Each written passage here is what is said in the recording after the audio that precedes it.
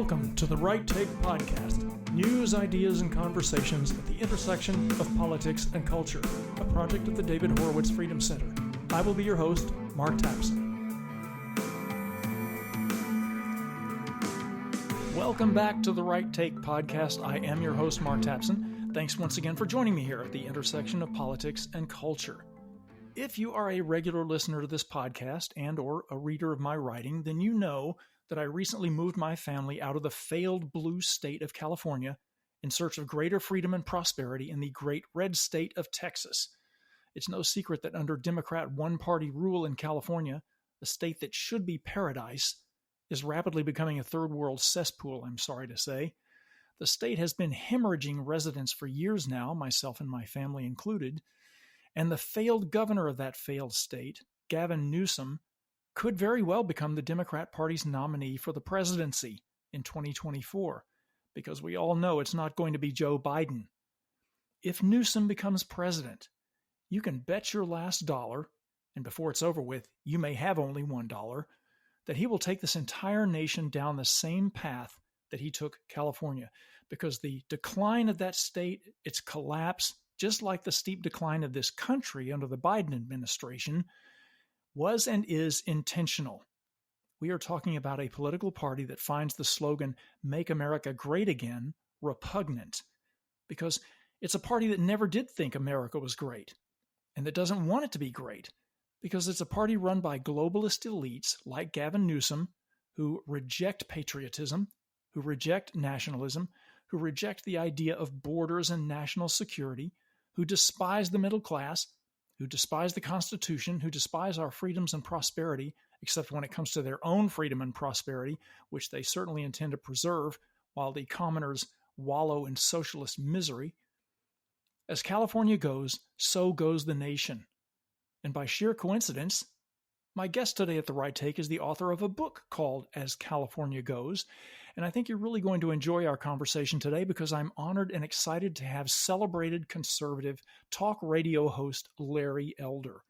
We're going to talk about his book, why it's called As California Goes, and as many other topics as I can squeeze into our short talk. So stay tuned and don't miss this conversation. And please take a moment to subscribe to The Right Take if you haven't already, so that you can keep up with the conversations we're having here with important thinkers, writers, pundits, and storytellers. And if you like what you hear, a positive review would be really appreciated. Thank you, and don't touch that dial. I'll be right back with my guest after this awesome guitar and drum-heavy musical interlude.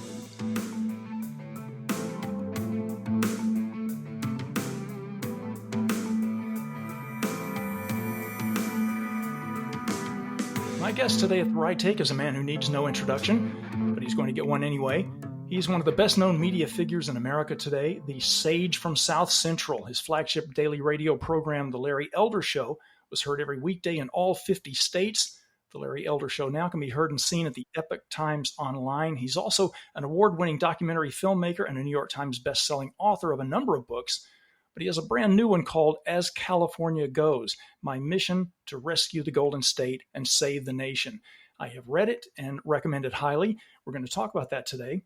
He's just a fascinating, multifaceted, accomplished guy. Larry Elder, welcome to the Right Take Podcast. Mark, thank you so much for having me. I appreciate it. Thank you for not calling me the black face of white supremacy. Well, we'll get to that.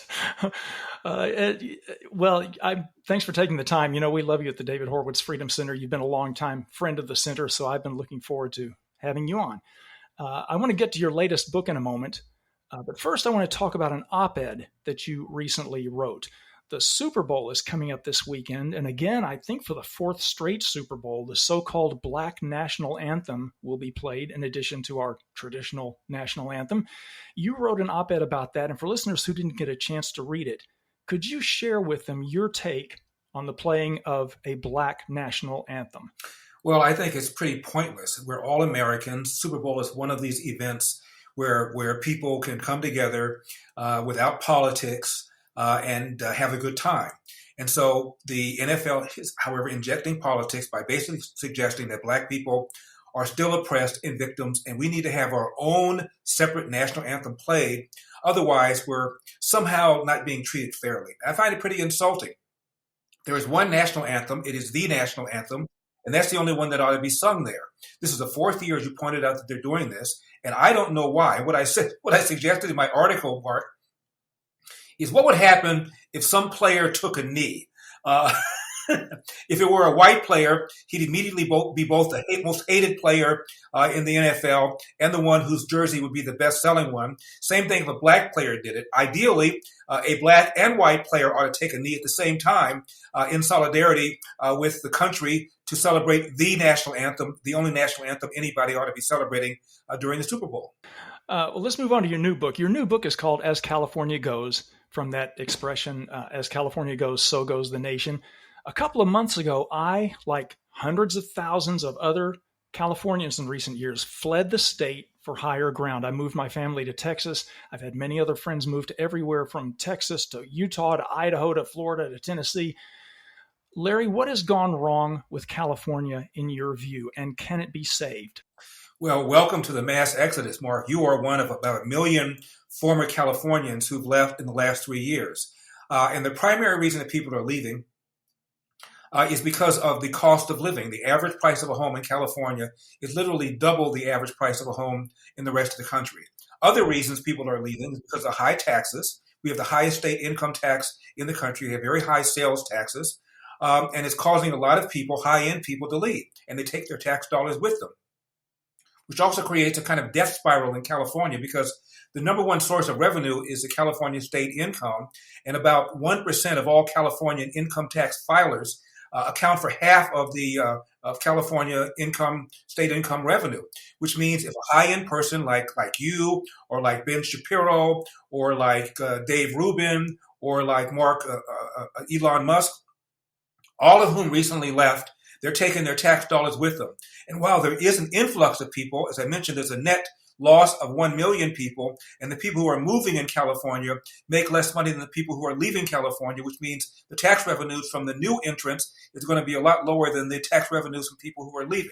Also, another reason people are leaving is because California, while it has 13% or so of the nation's population, has literally half of the nation's homelessness. Our schools are ranked near the bottom, even though we're spending more money K through 12 than ever before. You add it all up, and while this state is a beautiful state, it's got great topography, it's just stunningly beautiful, the politics are awful. Democrats have dominated this state for decades. There is a supermajority of Democrats in the state Senate, a supermajority of Democrats in the state Assembly, and there hasn't been a Republican elected statewide in California in over 20 years. That's why a lot of people are fed up and they're leaving. Yes. And speaking of California Democrats, let's talk about Gavin Newsom for a moment. In your book, you talk about throwing your hat in the ring to replace Gavin Newsom. Mark, do we have to? Yes. I said, Mark, do we have to? Yes. Do we have to? Yeah, it's a difficult subject to bring up. There was a recall effort. In fact, I think it was about the 6th or 7th recall effort directed at Gavin Newsom. So he's not very popular. But you threw your hat in the ring to replace him when one of those recall efforts got underway. But that wasn't your idea. Initially, you were very reluctant. But our mutual friend Jenny Sand managed to talk you into that. Can you talk a little bit about your process of deciding to enter the gubernatorial race? Also, our mutual friend Dennis Prager also was heavily lobbying me to run. No, I've never run for anything before. I ran for third grade class president, and Mark, before you asked me, yes, I won that race. So I'm batting 500. And I just did it because I felt that Gavin Newsom is a direct menace to the state. And this was a recall election. For those who weren't following it, it's a two-step process. On the ballot, first of all, voters were asked, do you want Gavin Newsom recalled? And if 50% plus one said yes, the second part of the ballot is, whom do you want to replace him? Whoever got the most votes for replacement would have won, no matter how many votes this person got, as long as it was more than one compared to the second person. So conceivably, I could have gotten elected with as little as 25% of all the votes cast. So I thought maybe if the ball caromed the right way, I could sneak in there and get elected in a state where Republicans are outnumbered 3-1. And unfortunately, the first part of the ballot did not succeed.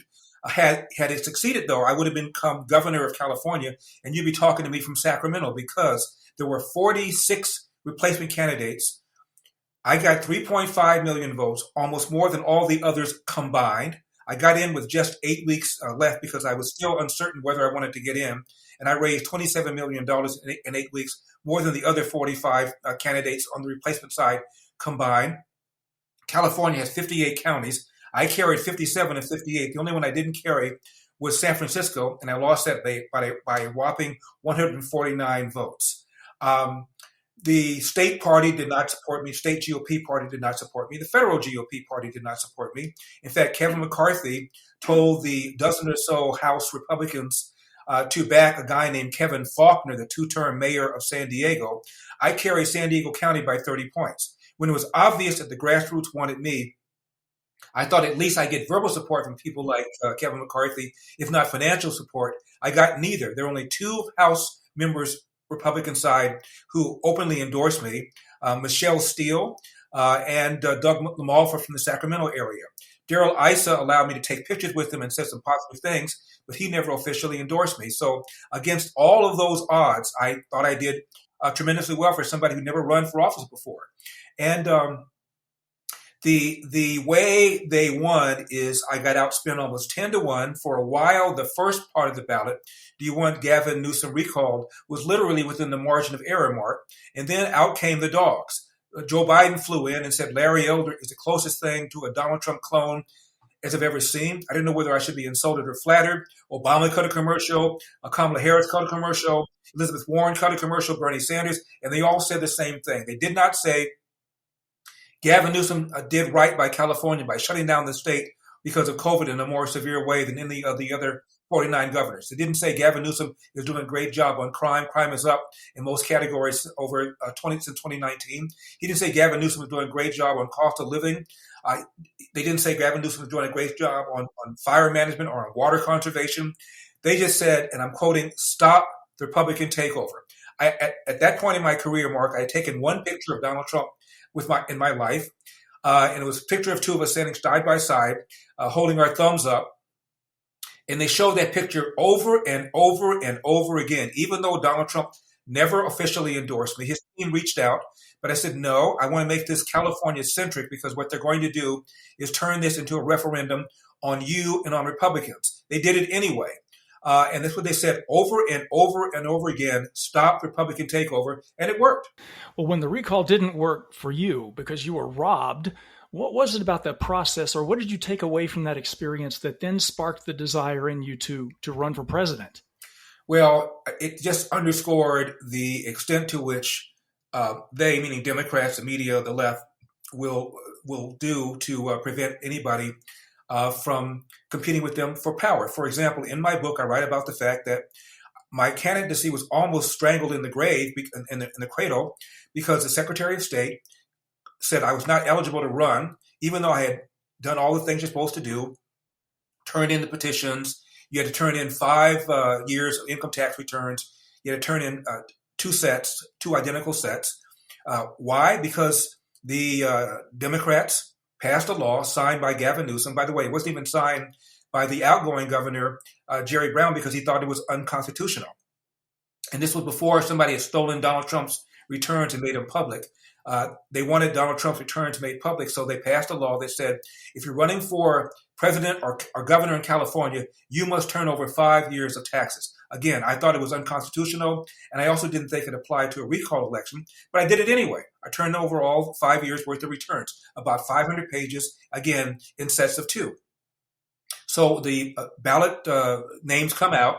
My name isn't on it. And the Secretary of State said Larry Elder did not comply because there were 7 pages missing from the second set he turned in. Now, those 7 pages were in the first set. And by the way, I have no idea what happened to those 7 pages, why they were missing. But no matter, they were in the first set. All you had to do was look at the first set and find the 7 pages and put them in the second set. But the Secretary of State chose not to do that. So we filed a lawsuit claiming, A, the law didn't apply to a recall. B, the Secretary of State had the power to comply when there was a minor error, and that she failed to do so, and that by not putting me on the ballot, you would be depriving the voters of California from having their choice. So the hearing was on YouTube because of COVID. The judge who was assigned to the case was a Democrat, went to UC Berkeley, and was up for an appellate judgeship by Gavin Newsom. Not good. However, in just 15 minutes, she ruled in our favor. And she said that the law, she doesn't believe even applies to a recall, which is what we argued. And secondly, elders substantially complied, and the Secretary of State had the ability and the power to correct a minor error. So I got put back on the ballot. But that's what these people do. And when I ran for president, pretty much the same thing happened to me again. In order to qualify, Mark, for that first debate, you had to be at least at 1% or better in the polls, which is understandable. You don't want everybody running just because they want to run. You have to be at least credible. So I had 3 polls where I was at 1% or better, and I turned them in by the deadline. I get a phone call from Ronna McDaniel, who's now under fire, and she said, "I'm sorry, one of the polls you turned in cannot be used." I said, "Which one?" She said, "The Rasmussen poll." I said, "Why?" She said, quote, "It's affiliated with Donald Trump." Rasmussen put out a statement after that on Twitter and said, "We're not affiliated with Donald Trump. There's no reason why Larry Elder can't use us as one of the 3 needed to show he's at 1% or better in the polls." So then we submitted, Mark, a 4th one, and Ronald McDaniel said, "Well, you submitted it too late," which is true, because I didn't realize I needed to submit a 4th one.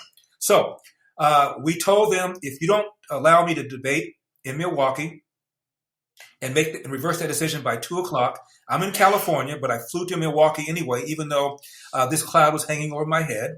I told them if they did not change their mind by 2:00 that day of the debate, I was going to file a complaint with the Federal Elections Commission, arguing that by not allowing the debate criteria to be fairly applied to Elder, you've essentially given 2 hours of free airtime to the 8 people who qualified, and the value of that airtime for Fox News would have been $100 million.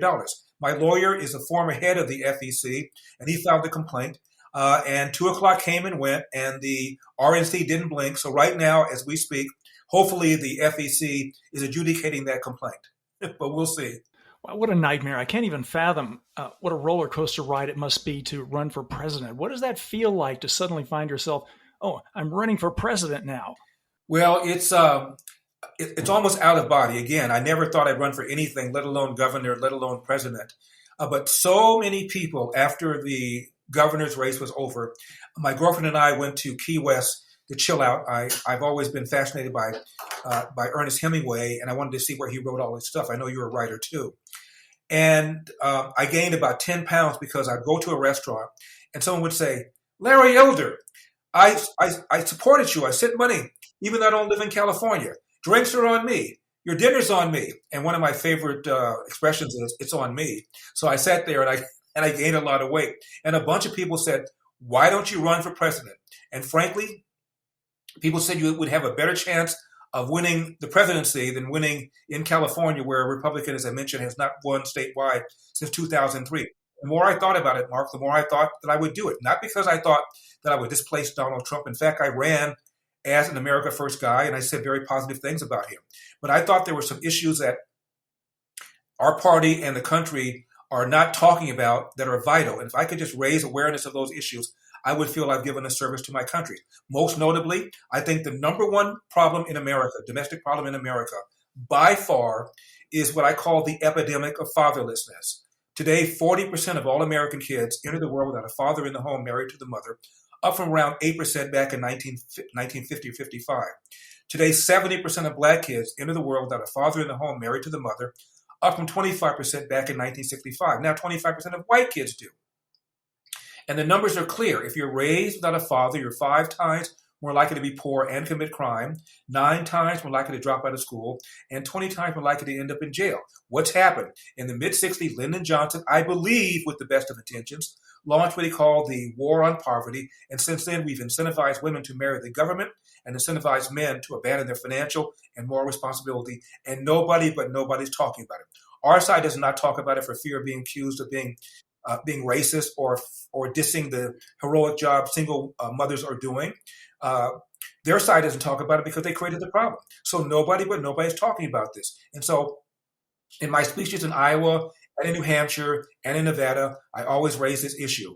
And indeed, Vivek at one of the debates began talking about it. He hadn't done it before. And when I had my meeting with Donald Trump a couple of months ago in Mar-a-Lago and told him I was dropping out and going to endorse him, I asked him would he please begin talking more about this issue. And to his credit, that very day, he tweeted something about it. The other big issue is this. I know our party, Mark, supports school choice, but I don't think that they've raised awareness to how bad things are, particularly in urban America, where, just to pick a couple of examples, in Baltimore, there were 13 public high schools, I kid you not, all located in the inner city, where 0% of the kids can do math at grade level. Zero. Chicago, there are 53 government schools in Chicago. 0% of the kids can do math at grade level. Nationwide, 85% of Black eighth graders, these are 13-year-old kids, can neither read nor do math at grade level. This is an absolute catastrophe, and school choice has proven to improve test scores, improve dropout rates, and improve parental satisfaction, yet the Democratic Party opposes school choice, even as their elites, whether it's Gavin Newsom or Barack Obama or Joe Biden, put their own kids in private schools. It is an absolute outrage. The other big issue is this. I know our party is a party of MLK's vision of content of character over color of skin, but I don't think that our party fights back hard enough as the Democrats play the race card time and time and time again. For example, Joe Biden at Howard University a few months ago said the number one threat to the homeland was white supremacy. Are you kidding me? There were 20,000 homicide victims last year. About 25 people were killed by political extremists. If you want to play that game, most homicide is same-race homicide. Most whites who are killed by other whites. Most blacks who are killed by other blacks. However, every year, out of all the 20,000 or so homicides in recent years, there are about 750 interracial black-white homicides. 500 whites killed by blacks, even though we're about 13% of the population. 250 blacks killed by whites, even though whites are 60% of the population. Now, if Donald Trump went to a conservative university and said the number one threat to the homeland is black supremacy, you and I, Mark, would denounce him as a race-hustling demagogue, and should. But Biden does it and gets away with it. It's an absolute outrage that we don't fight back against this narrative, which is designed to stir up anger and to get the monolithic black vote and to get Hispanic voters to vote en masse for the Democratic Party. It is a lie that America remains systemically racist. The big issue is the quality of education that people are not getting K through 12, as I said earlier. All well said, and you actually anticipated about three questions of mine. I was going to bring up issues of, is this a systemically racist country and education? And I'm glad you brought up the issue of fatherlessness and that you were focused on that scourge, because it's a concern of mine too. And as you said, nobody's talking about it. There's still no candidates really talking about it and its impact on the country. So I'm glad you brought that up. Let me ask you, when you put yourself out there. And Mark, a little bit more about this. And I told this to former President Trump, and he was shocked. I said, a black male aged 10 to 43 is 13 times more likely to be murdered than a white male, same demo. He said, what's your source for that? I said, Centers for Disease Control. Have you heard of them? The number one cause of preventable death for a white teenager, male teenager, 19 and under, is accidents, like car accidents, or drownings, or drug overdoses. The number one cause of preventable death for a black teenager, 19 and under, is homicide, almost always at the hands of another young black male. Blacks account for 60% of the shootings, 60% of the robberies, and nearly 60% of the homicides in America. Now, unless you're prepared to say black people are just genetically inclined to commit more crime, if it isn't the epidemic of fatherlessness, please tell me what it is. And when I propose that to liberals, they have no answer. What do you think we can do to ease racial tensions in this country, which are obviously very high because, as you noted, we have one political party that condemns America as a white supremacist or systemically racist nation? How can we pull back from that? The answer is real simple. Tell the truth. And I say this particularly to my white friends who fear that when they defend themselves against these bogus charges, they're going to be accused of being a systemic racist. Tell the truth. In 1964, shortly after the passage of the Civil Rights Act, Martin Luther King was interviewed by British television. And he said, the changes in America in the last couple of years have surprised me. Why? If things continue to progress this way, we could have a black president in about 40 years. Almost on cue, Barack Obama was elected in 2008. He didn't say in 40 years' time we'll have black CEOs of Fortune 500 companies. And there have been several, and there are several. He didn't say they're going to be black billionaires, and there are several. He didn't say they're going to be black governors and senators, and there are. He didn't say the mayors of the three biggest cities in America, New York, LA, Chicago, would be black, and they are. He didn't say the president of the American Medical Association, arguably the most powerful and prestigious trade association of doctors, would be black. And there have been, I think, 2 presidents who've been black. He didn't say the president of the American Bar Association, the most powerful trade association of lawyers, would be black. And we've had, I think, 2 black presidents. He didn't say there are going to be black presidents of Ivy League schools. I went to Brown, and a few years ago, the president of Brown was a black female. He said president, meaning once America has elected a black president, we can say to the fullest extent that it's reasonable that people are evaluating you based on content of character rather than color of skin. In 2007, when Barack Obama was running against Hillary on the Democratic side for the nomination, and John McCain was running against Mitt Romney on the Republican side for the nomination, Gallup did a poll to find out who has the biggest handicap. 42% of Americans said they would not vote for somebody who was as old as John McCain. John McCain at the time was 72 years old, and then we perceived that to be old. 24% said they would not vote for a Mormon, referring to Mitt Romney. 11% said they would not vote for a female, referring to Hillary. 5% said they would not vote for a black person, referring to Barack Obama. So out of these politicians, Barack Obama had a lower hurdle than they did.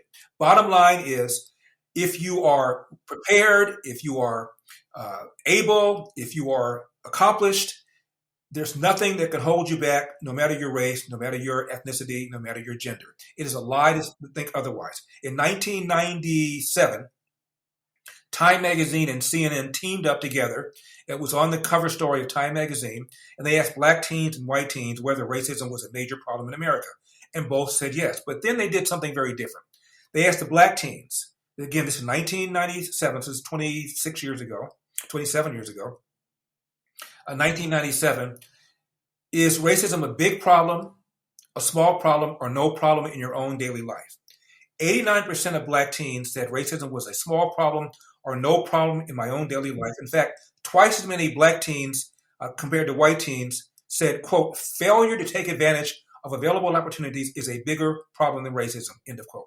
And again, that was 27 years ago. So we have to knock it off. Knock it off. You're not helping anybody by telling them if you work hard, put in the time and the energy, somehow somebody's going to hold you back. You're not doing anybody a favor. And these kinds of numbers need to be told to people. And speaking of all this talk about systemic racism and white supremacy, when you put yourself out there as a political candidate, I'm sure that you knew as a prominent black conservative that you were going to draw some serious flack. But did you ever think in your wildest dreams, in your entire lifetime for that matter, did you ever think that you would end up being smeared as the black face of white supremacy? Well, people ask me that question, I said, I've been called worse by better. Of course I expected that. I didn't expect it to be in a headline in the LA Times. The headline was Larry Elder is the black face of white supremacy. Subheadline, you've been warned. I've been doing commentary on radio and or TV for almost 35, 40 years. And I take all comers. I pride myself on taking calls from people who are antagonistic because I think your ideas can be best tested under fire. And I've been called all sorts of names. So it did not surprise me. The woman in question who called me that, her name is Erica D. Smith. And not too surprisingly, when my campaign was over and I went back to radio and I invited her on my show to explain to me what makes me the black face of white supremacy, she declined to come on. And that's pretty much similar. I've invited Jesse Jackson, Al Sharpton, Louis Farrakhan, and Maxine Waters an average of 50 times apiece, and neither of them will come on my show. They don't want to hear what I have to say. Their stock in trade is America remains systemically racist. And Exhibit A is the alleged police brutality. Now, I've never said that the police are 100% angels any more than talk show hosts are 100% angels or doctors or anybody else. However, it is a lie that the police are engaging in systemic racism against black people. There is a Harvard economist named Roland Fryer who's black. And like me, he's from the inner city. And because of the high-profile shootings of black people, whether it's Michael Brown or Laquan McDonald in Chicago or Freddie Gray in Baltimore, he assumed that the police were, in fact, using deadly force against blacks disproportionately because they were black. So he did a study. And he said the findings were the most shocking in my professional career. Not only were the police not killing blacks just because they were black, they were more hesitant, more reluctant to pull the trigger on a black person than a white person. And that was published front page in July of 2016.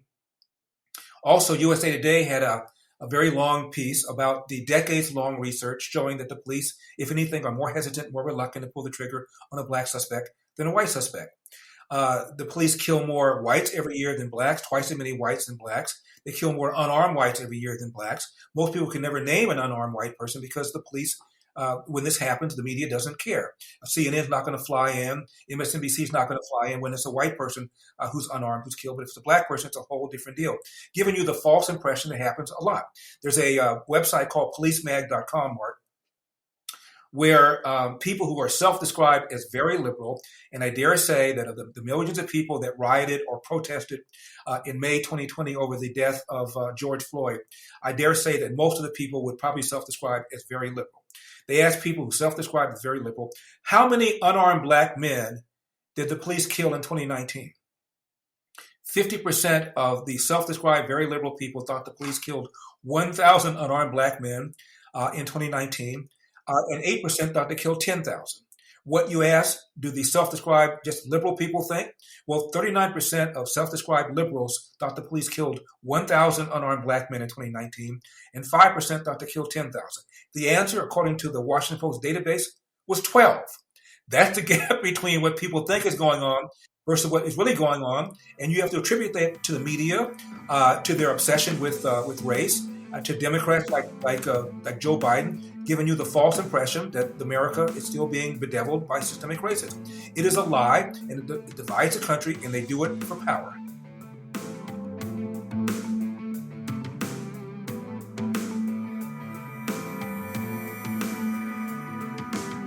You finally had to end your bid for the White House late last October. That must have been a wrenching decision to make. Well, it was, Mark, when you consider all the energy that my team and I expended going to small towns in Iowa, going to the Iowa State Fair, going to the football game the Iowa State football game, having all these meetings. Iowa has 99 counties. California has 58 counties. Iowa has 99. And if you're a serious candidate, they expect you to go to all 99. I didn't end up going to all 99, but I would have had I stayed into the race. And all the people that I met, all the speeches that I gave, all the interviews that I gave, all the fundraising calls that I engaged in, it is a lot of work. You don't get any sleep, and you're sometimes don't even know where you are. So it was a big expenditure of time, energy, effort, a big financial sacrifice, and a career sacrifice, because I put my radio career on hold when I ran for governor, and I put my TV career on hold when I ran for president, with no guarantee, by the way, that you get them back. So for all those reasons, it was a sad time to pack it in. Although I would not have changed 1 minute of it, it was exhilarating. And when I decided to run, or when I was thinking about running, I asked Rick Santorum, who ran for president twice, whether he would have done it again. He said in a heartbeat. I asked Steve Forbes, who also ran twice, if he would have done it again. And he said he would have done it in a heartbeat. So that's exactly how I feel. It was a great honor to be taken seriously. To get standing ovations when I spoke at town halls in Iowa and in New Hampshire, and to hear what people had to say and hear their problems and hear their concerns. It made me, I think, a better citizen. It made me a better commentator, and it made me appreciate the country even more. Fantastic. Do you think that you would consider running again? Well, I ran for third grade class president and I won. I ran for governor and I lost. I ran for president and I lost.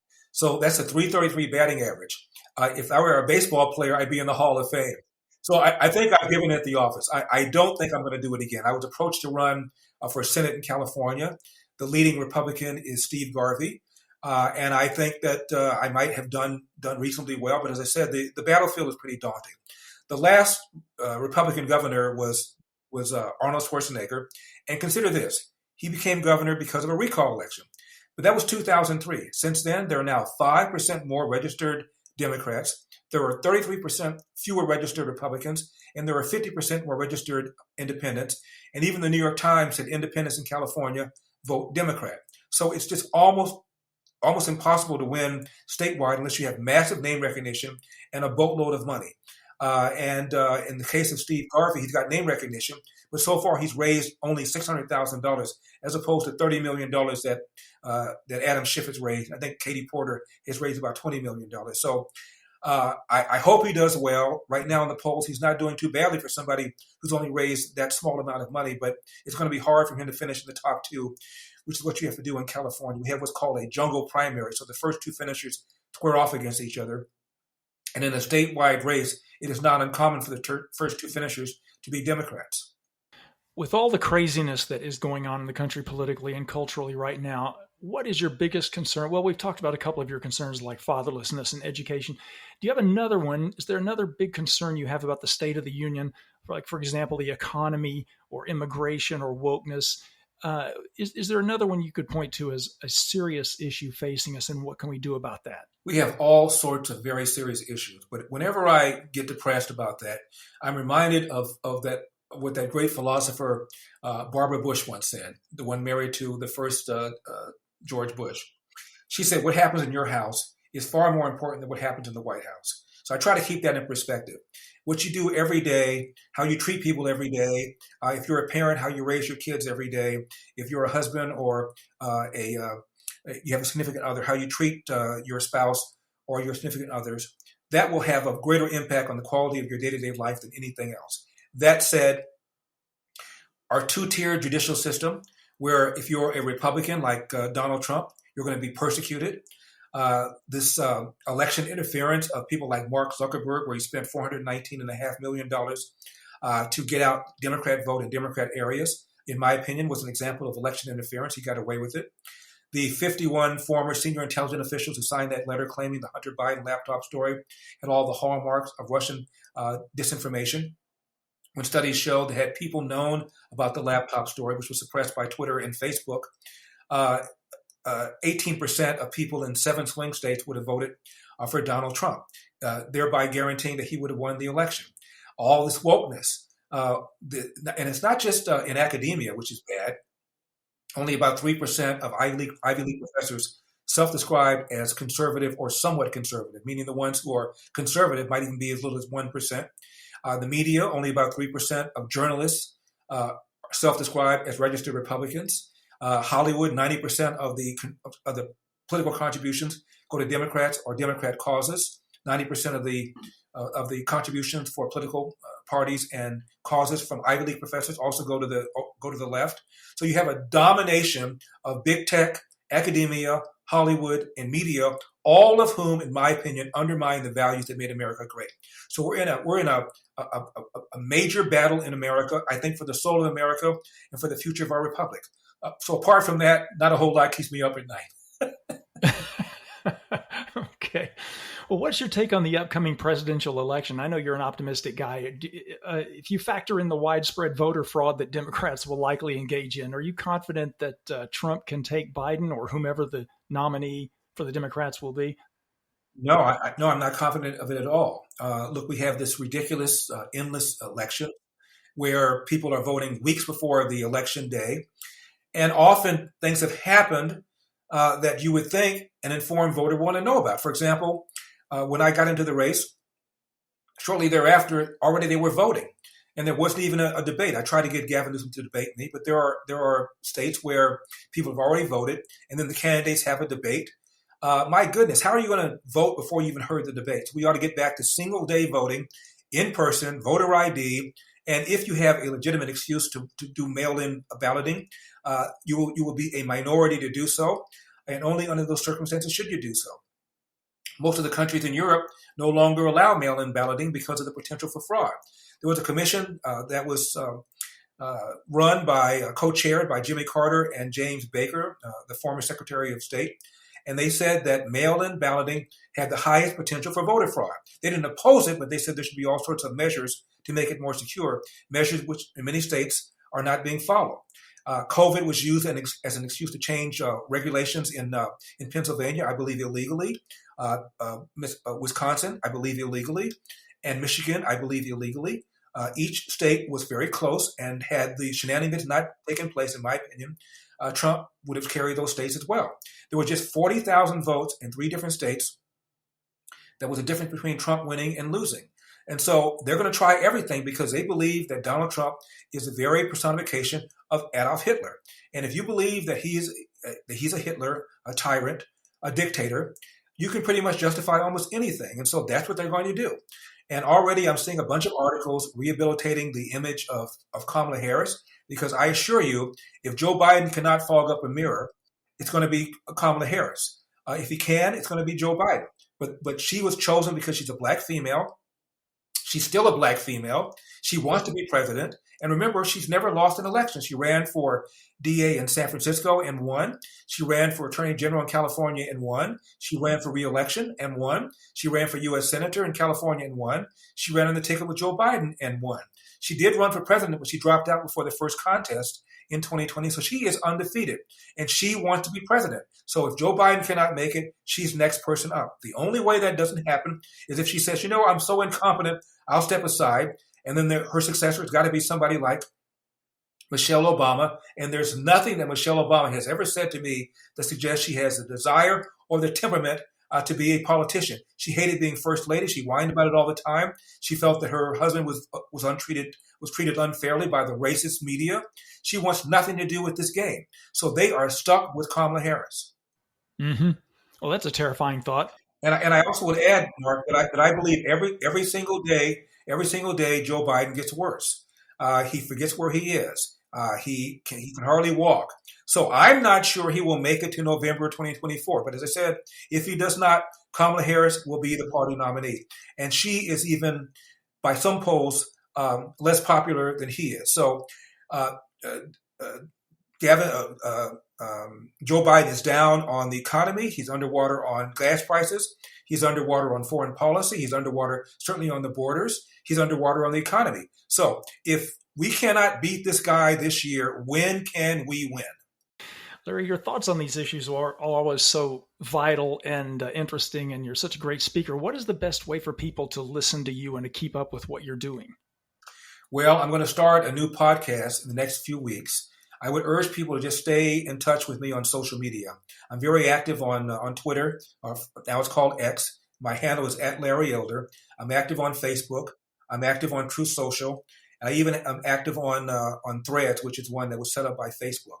I'm also very active on Instagram. So just follow me on social media, and I will have some announcements to make. In the meantime, if you want a free copy of my book, As Goes California, I'm co-founder, Mark, of a digital patriotic bank that believes in your values, that will not cancel you because of your political views. It's called Old Glory Bank.